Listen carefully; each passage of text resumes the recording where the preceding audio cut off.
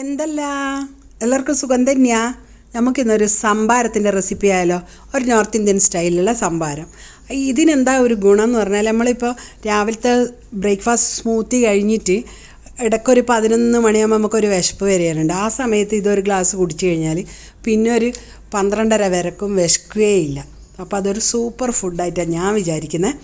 അപ്പോൾ നിങ്ങൾക്ക് വേണമെങ്കിൽ ഇതുപോലെ ഉണ്ടാക്കി കഴിച്ചു നോക്കാം. എപ്പോൾ ഒരു നാടൻ ടേസ്റ്റിൽ നിന്ന് മാറിയിട്ടുള്ള ഒരു നോർത്ത് ഇന്ത്യൻ സ്റ്റൈലിലുള്ള ഒരു സംഭാരത്തിൻ്റെ റെസിപ്പി.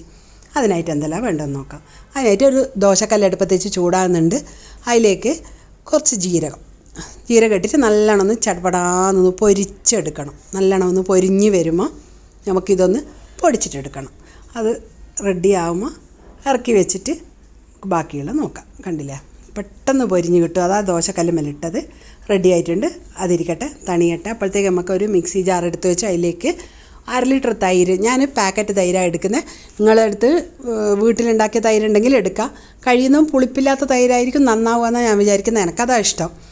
പിന്നെ അതിലേക്ക് വളരെ കുറച്ച് പുതിന ഇട്ട് കൊടുത്തതിന് ശേഷം പിന്നെ നമ്മൾ ചേർക്കുന്നത് ഈ ജീരകം. അപ്പോഴേക്ക് ഒന്ന് തണുത്തിട്ടുണ്ടാവും. അപ്പോൾ അതൊന്ന് നല്ലോണം ഒന്ന് പൊടിച്ചിട്ടെടുക്കാം. ഇതിപ്പോൾ ഇവിടെ അമ്മിയില്ലാത്തതുകൊണ്ടാണ് ഞാൻ ഈ ചപ്പാത്തി പലകയും പൊടിക്കുന്നത്. അങ്ങനെ വെലിങ്ങനെ പൊടിഞ്ഞങ്ങ് ഇതാവൊന്നും വേണ്ട. പിന്നെ ചൂടോടെ ആയതുകൊണ്ട് തന്നെ പെട്ടെന്ന് പൊടിഞ്ഞ് കിട്ടിക്കോളും. അത് പൊടിച്ചതിന് ശേഷം 1/2 ടീസ്പൂൺ ജീരകത്തിൻ്റെ പൊടി ഇട്ട് കൊടുത്തിട്ടുണ്ട്. പിന്നെ ആവശ്യത്തിനുള്ള ഉപ്പ്, അതായത് ഞാൻ ഒരു ഹീപ്ഡ് ടീസ്പൂൺ ഉപ്പാണ് ഇട്ട് കൊടുത്തത്. ഇനി ഇതിലേക്ക് 1/2 ലിറ്റർ വെള്ളം ചേർത്തിട്ട് നല്ലോണം ഒന്ന് അടിച്ചെടുത്തിട്ടുണ്ട്.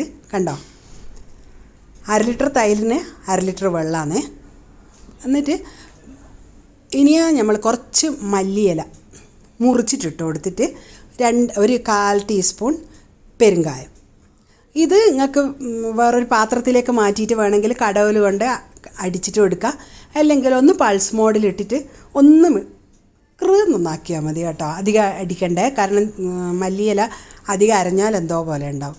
കണ്ടില്ലേ, ഞാനൊന്ന് പൾസ് മോഡിൽ ഇട്ടിട്ട് എടുത്തിട്ടേ ഉള്ളൂ. അപ്പോൾ കണ്ടോ, നമ്മളെ സംഭാരം റെഡി. നല്ല ഒരു റെസിപ്പിയാണ്. ഈ വേനൽക്കാലത്തിന് പറ്റിയൊരു ഡ്രിങ്ക്.